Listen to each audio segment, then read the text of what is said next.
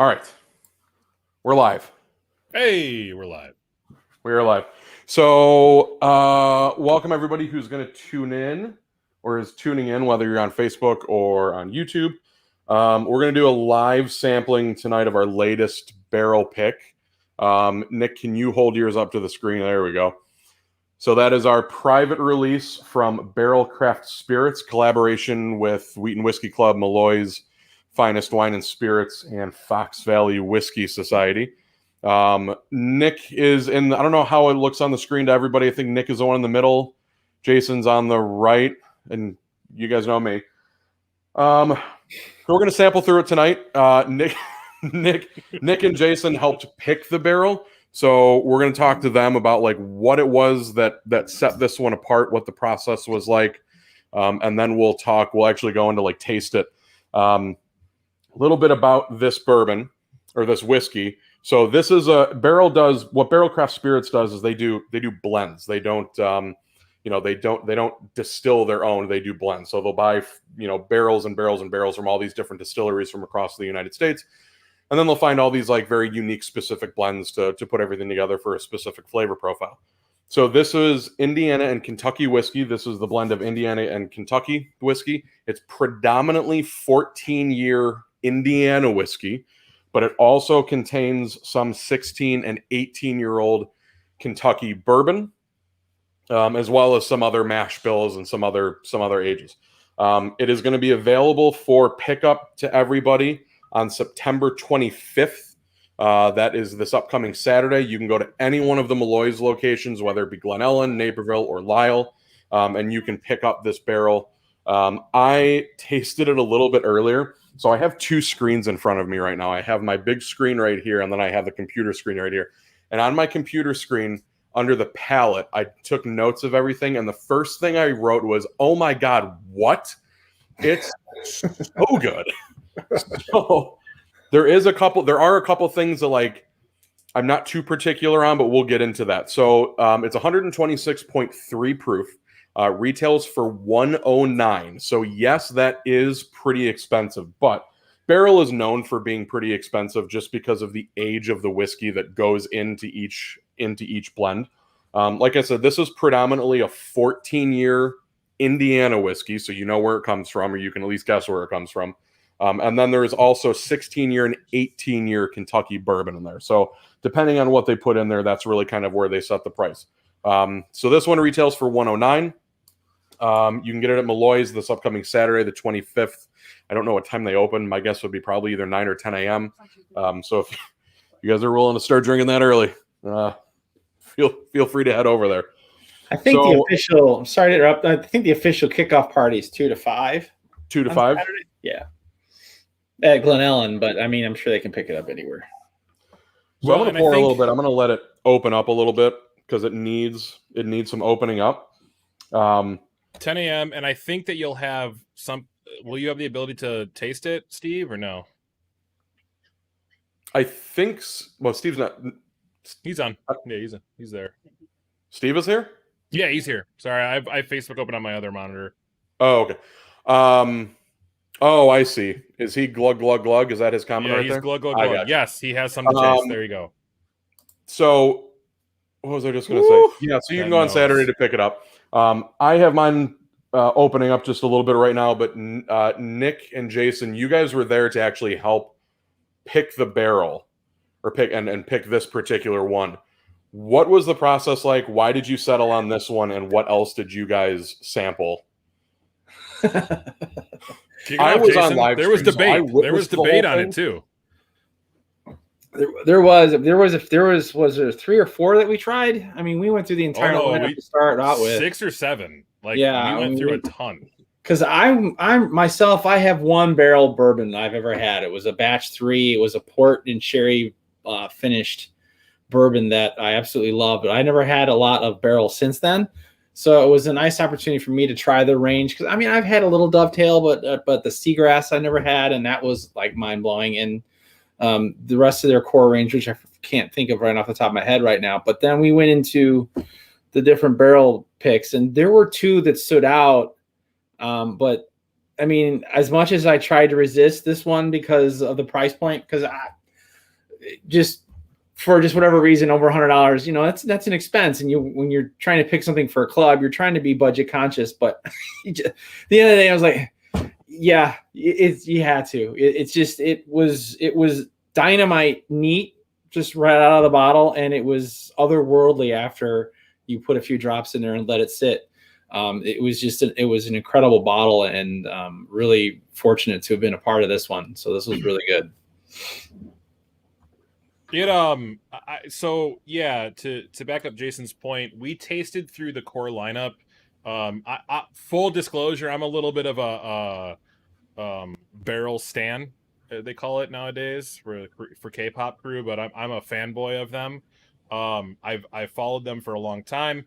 Seagrass is without a doubt probably my favorite whiskey this year.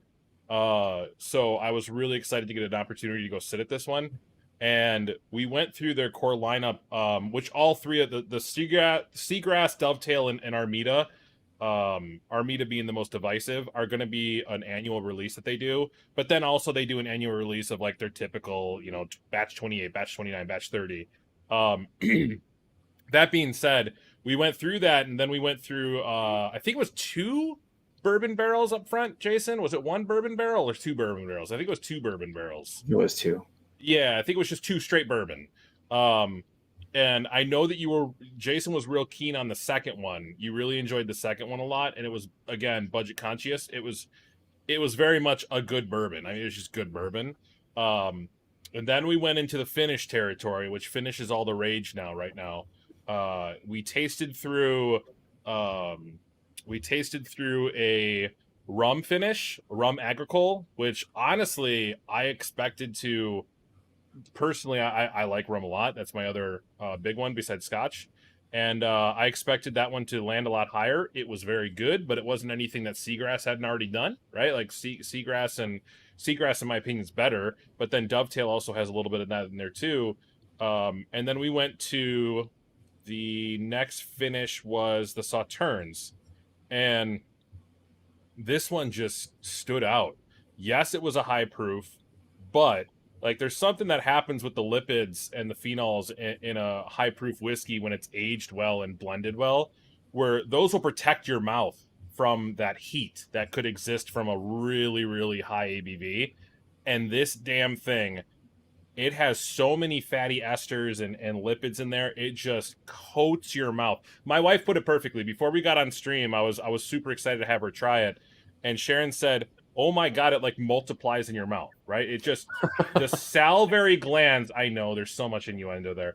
The salivary glands just absolutely fire, and it just starts, you start producing so much saliva, but it just keeps going and going and going and going. You can't get over how it tastes. It's outstanding. Yes, it's $109. At the same time, I told Mike before we got on stream, he can testify to it, sign off. This bourbon it gives me antique collection vibes. If antique collection, if they had any of them that were finished, oh yeah. I'd stack it up right against one of those antique collections in a blind, and I bet you money some of you on here would be like, "God damn, this is incredible. What did Buffalo Trace do with this?" Yeah, so when I sampled it earlier, I was gonna wait initially. I was like, I'll wait until we do like a live stream tasting of it. Then I was like, no, you know what? I want to like kind of analyze it and like write down my tasting notes so I have them all on the computer in front of me. I do have a little water dropper because you had recommended to kind of dilute it down a little bit. It is 126.3 proof, so it's not hot though. It's not like whew, you know, but with the first thing, so my first initial reaction when I noticed it was like, holy cow, this is like, I mean, it fills your nasal passages. You can tell it's a finished whiskey. It's got that sweetness, and Sauterne has that like sweet, it's a sweet wine, you know, it's a sweet dessert wine. But the first thing I said when I sipped on it was, oh my God, what? And then I was surprised that like for 126 plus proof, it doesn't drink as hot as that, you know, like to me, like Old Forester 1920 has more of a bite than this does. Easily. And that's 115 Absolutely. proof. Absolutely agree. Yeah. Well, and Old Forester 1920 doesn't have the body this does. No. With all respect to Old Forester 1920, one of my favorites of all time, it just doesn't have the body. It's not nearly as thick and leggy as this thing is. I mean, it is. I've been swirling my glass. Let's get this thing in the focus here. I've been swirling my glass. You don't see any legs coming off this thing because it's that unctuous. They're still sticking to the yeah, they're still sticking to the side. It is just oil for days. And I was telling Mike, this at 126-ish proof, I have a calculator that I linked in the chat that I proofed it down to 50, then I upped it to 53, I went to 55, then I went to 57, 58. That 55 to 58 range is absolute perfection. It is, because if you go any lower than 55, you lose that cinnamon. Like that cinnamon honey butter name came as we were just tasting through it, writing down notes and chit chat with each other. It reminded me so much of when you sit down at a place like a Texas Roadhouse or whatever, and they slap down that fresh bread and they give you that cinnamon honey butter. Yeah. Yep. And it's just so damn good. It reminds me so much of that on the palate. And I'll be honest, like I'm not super like these days. I've sort of been shying away from bourbon a little bit because everyone's out there hunting for it. So I've been primarily drinking single malts. This is one of the first bourbons in a long time that's gotten me really excited. Like I couldn't wait to go get the bottle as soon as it came in. Well, like we're in a group chat, all of us, and like immediately, like cinnamon honey butter, like God, Yeah. you guys hit the nail on the head with that one. Like the cinnamon, the honey, even the butter, like the buttery aspect of it was like that is dead on. It doesn't taste like butter. It doesn't taste like biting into a stick of butter. It's just that like unctuous kind of velvety mouthfeel that you would associate with that sort of thing. Coats the mouth, right? Like it's got that fatty ester that butter has. It Right. just sort of coats that mouth. God, I keep taking 6. So mine's at 55% right now. Oh, it's so good. It's so damn good. You can drink it full proof. I mean, by all means, drink it full proof. It's just got a little bit more of that pringly cinnamon to it. Mm-hmm. In fact, Sharon, who is a ABV lightweight, like she does not like anything that goes 50 is usually her like it's a little spicy. Like she can't drink ryes for the most part. She'll drink them because she's polite, but she doesn't turn on a drink exactly. But she'll typically be like, oh, it's got a lot of bite to it. She drank this thing. She's like, I really like it at full proof, which sort of like shocked me. Yeah, I mean, it is really good. So let's go into. So I have my tasting notes, my nose, my palate, my finish, my overall. So I'll go through mine. So I was nosing this for probably a good like 15, maybe 20 minutes earlier, just because the nose is fantastic. So as a group, on the bottle, actually on the side of the bottle. It gives the nose, the palate, and the finish.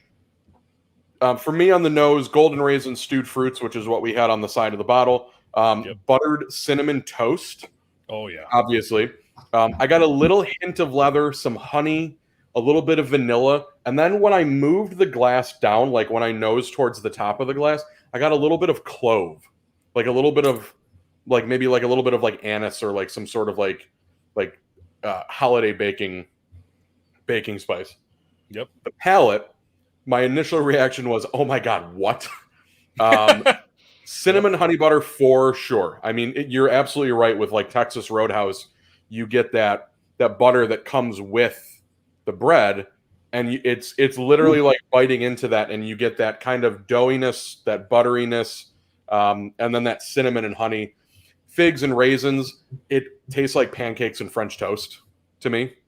Like, it reminds me of like going downstairs on a Saturday morning and like mom is making like pancakes or French toast, and I get like that maple syrup and I get the vanilla and I get all that, all those sorts of things. I also got a little bit of milk chocolate and orchard fruits in there, like a little bit of apple, some pear. And that's going to come from the sauterne, that dessert wine. But the milk chocolate was one that really kind of struck me. It's just like a very faint on the end. There is a little bit of just pure ethanol on here, and I think that's just because it's such a high proof.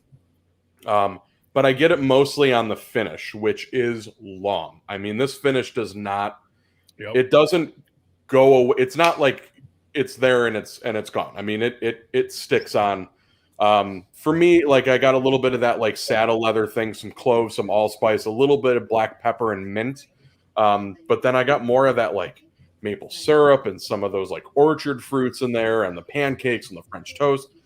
This just like it evolves so much that like you almost have to just like keep sipping it and like keep questioning like did I taste that, and then add a couple drops of water and then taste it again, and then rethink what you thought about it. So I mean, in no ways is it like everybody's perfect whiskey, but it is really, really, really something great. Like it's worth every penny. I'll put it that way.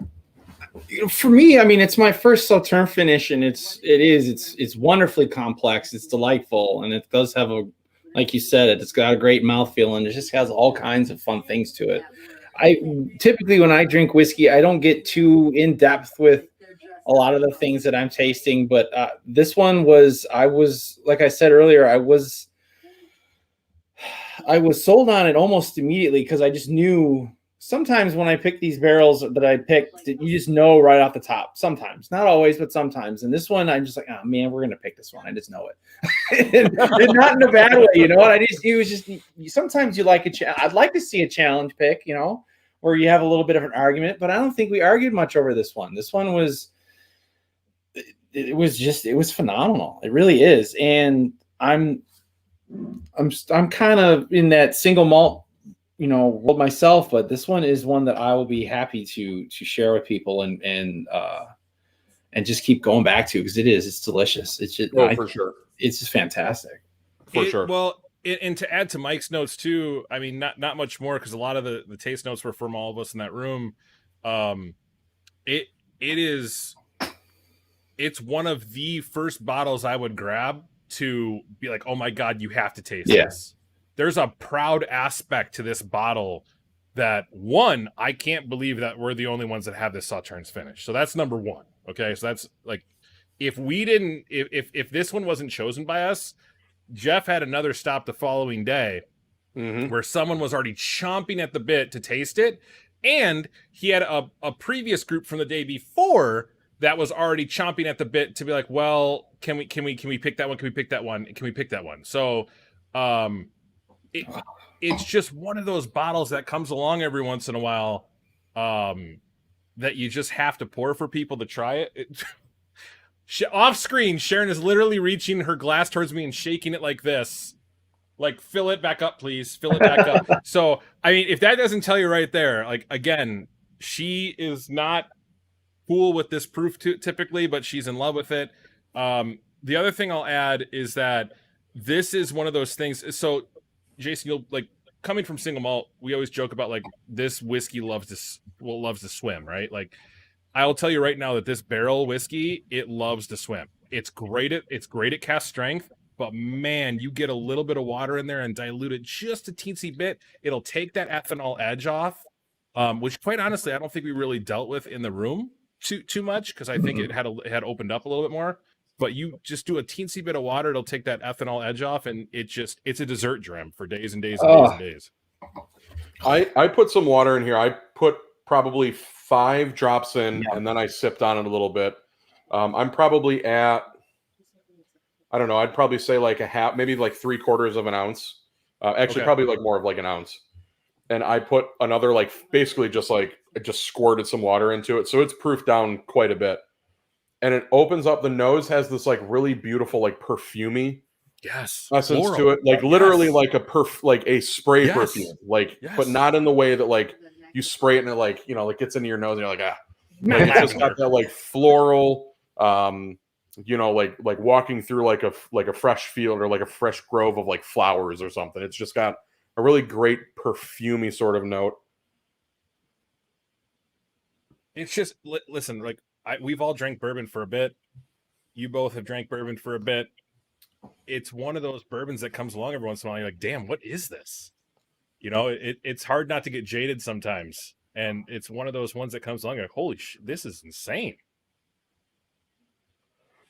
So you're right. Proof down a little bit. I mean, this is it definitely it opens up quite a bit. I wouldn't know. I don't have like a scale. I have no idea, but I just squirted some water in there. I would say it's probably close to like that, like 105, 110 mark right now. And you're right. It definitely it takes off. For me, it kind of takes off some of those sweeter notes. It kind of like rounds the sweeter notes a little bit. I'm getting a lot more of like those like flower notes and perfumey. Where'd my drink go? I'm sorry, honey. I'll pour you more drink. My bad. We're gonna finish this damn bottle tonight. So it is a pretty for some people it is a pretty tough decision to make for basically 110. It's over $100 bottle.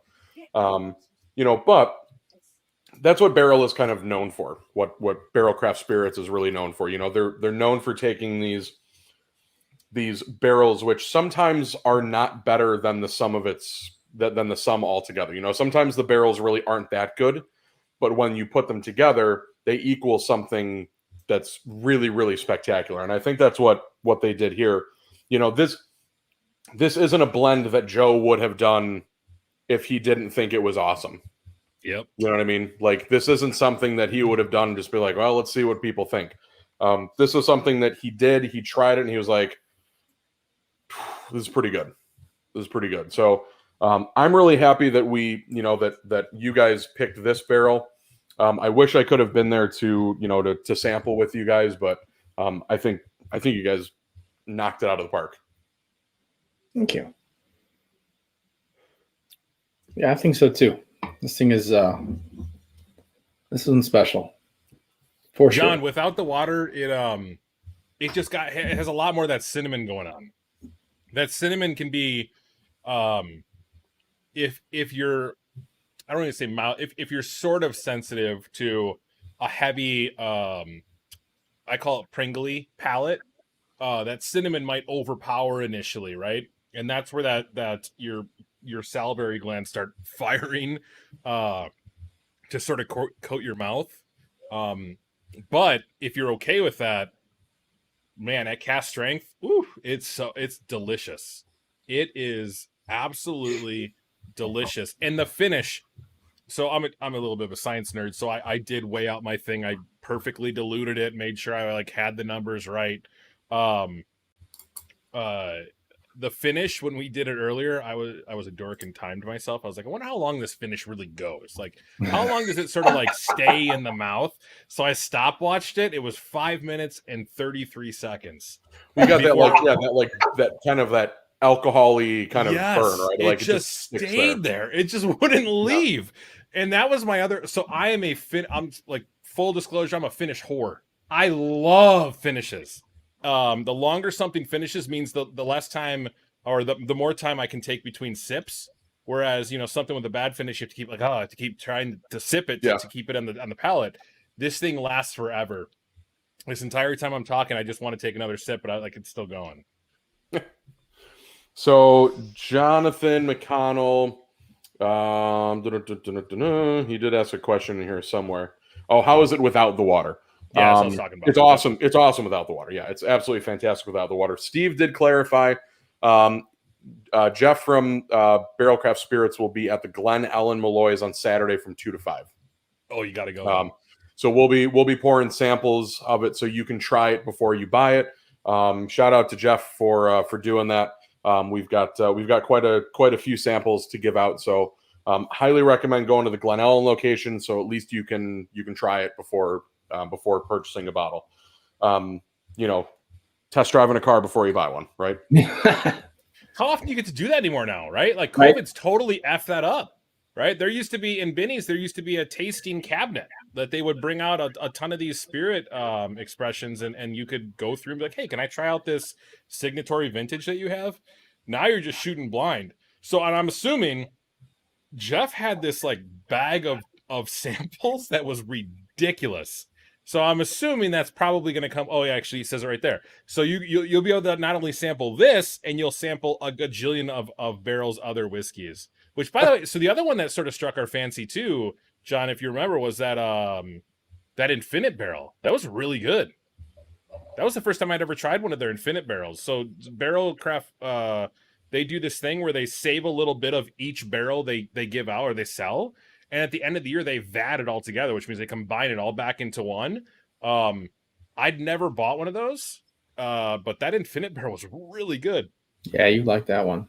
Yeah. John McConnell, each Malloy's location will have bottles of this. Glen Ellen is the only one that will be doing the sampling of it. So you can go to Naperville, you can go to Lyle and actually buy a bottle of it, but go to Glen Ellen if you want to sample it and sample some other things from Barrel Craft Spirits as well. Glen Ellen Malloy's 2 to 5 on Saturday the 25th. So I added some water to this and letting it open up a little bit more, and I'm getting like a strawberry shortcake on the nose. Oh, okay. Ooh. Which is really, really interesting. Like a pound cake, right? Like a pound cake, yeah. Yeah. Oh, I know what you mean. Yeah. This has got that icing. Yeah, like that sugary icing, not like a cream cheese frosting, but like that sugary icing thing going on. This is one of those whiskeys that I'm not. So first of all, this is not a whiskey that I'm going to open like regularly. I'm not like going to, I'm not going to like sit on the couch on like a Wednesday night, and sip on this. This is going to be like a Friday after work kind of thing. This is going to be like a sit down with friends and be like, hey, you should try this. Like if you want something really good, like try this. Finished whiskeys are really interesting, especially depending on what they're finished in. Because if you don't know what the thing that it's finished in tastes like, you're not going to be able to discern what's whiskey and what's that finish, Yep. So it's really going to be like, if you've never had Sauterne, if you can find a bottle of it, go get a bottle of it, or try to find somebody who's had it before, go into Google and Google what it tastes like. You will know immediately when you taste this that this is not just like a typical bourbon. You can pull out, like for me, I still get those like tannic kind of notes from the older whiskey that's in here, the 14, 16, and 18-year-old that's in here. Pardon me. But it's that finish. It's that extra time spent. And did he say how long it spent in the secondary barrel? They didn't know. He did say that it was anywhere between 6 to 12 months, but they typically don't go 12 months. So my guess would be somewhere in like the 6-month range. Yeah. Yeah. You don't need that much time to pull all those other sugars and all that other stuff out of that barrel. Sauterne barrels are expensive too, Mike. So that was the other big thing that he pointed out, is that this is their first really experimentation with Sauternes. Sauterne barrels are not cheap to get. And this one was fairly wet when they got it. So, Okay. So, I mean, the hefty price tag, I mean, we get it. Like, all of us get it. It's a tough one to fork over, at the end of the day after tax, like $120 for. You know what I mean? It's easy. No problem. But this is one like I think when people like sit down with Jeff and Steve and like actually sit down and sample it, compare it to some other things, I think it's going to be really. I don't imagine this barrel is going to be sitting on the shelf very long. Oh, you know what I mean? I don't think it's going to be sitting at any one of the locations for a long time. I put it this way: I have 3 friends out of state. All 3 of them have committed to, hey, I want to at least get 2 bottles of it. So, well, I got 3. So all the barrel picks we do, I get at least 3 bottles of. I have made the mistake of only getting 2 bottles of things, and then I end up finishing both of them. So one of the bottles, they're all eventually going to get. One of them will get wax dipped, and they're all going to be going up on the shelf to kind of like showcase all the barrel picks that we've done. The other 2 are for drinking.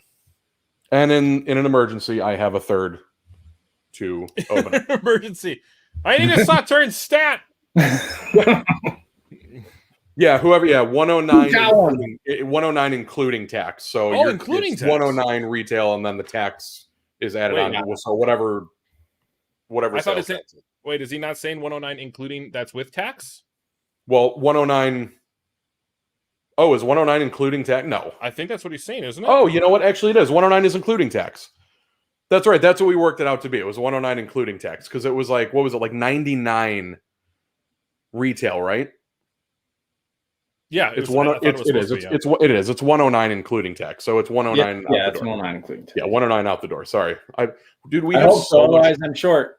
we have so much going on. So we have with Fox Valley, we have Tattersall, we have another Whiskey Acres, we have Driftless Glen, and then we have the maple syrup, which is coming out soon, which was already picked. So, and then Excel, isn't it Microsoft Excel, which is what I had everything on, is no longer on my computer. It's just off my computer, so I lost all of those files. So I'm like, we have a Microsoft Excel pick? Huh? It's like we have a Microsoft Excel pick coming? Yeah, we should. Yeah, it's a Microsoft Excel. We're going to do a Microsoft Word and publish Paperclip, that little paperclip guy, he's going to help us pick something. So we have so much going on that I totally forgot. You're right. It is. It's 109 out the door. So excellent nose, fantastic palate. The finish is really still going, just really, really long. Still going forever. It's just so good. It's so good. Oh, and that was the sentiment in the room, Jason. No. What's that? I said that was the sentiment in the room. We all were like laughing because we even did a blind straw poll. Like, okay, everyone, write down your pick, put it in a basket, because myself and it's Matthew Wedge, right? Matt Wedge is the other guy was there. Yes. Yeah. Him and I were fanboying on this thing, like, "Oh, it's so good, so good, so good." But we didn't want to be the two in the room that were like, swaying the decision. So we did the straw poll, and then we did the straw poll, and it was unanimous. Everyone's like, it was unanimous. God damn it, the sauternes wins. Yeah. It's like, I know which one you guys are going to pick. I'm just going to write in here because I agree. So part of this pick, we had, so you two were there. We had Brandon Epperson, and then we also had Matt from Wheaton Whiskey Club, and then Steve Malloy and Jeff from Barrelcraft Spirits, the rep from Barrelcraft Spirits was there.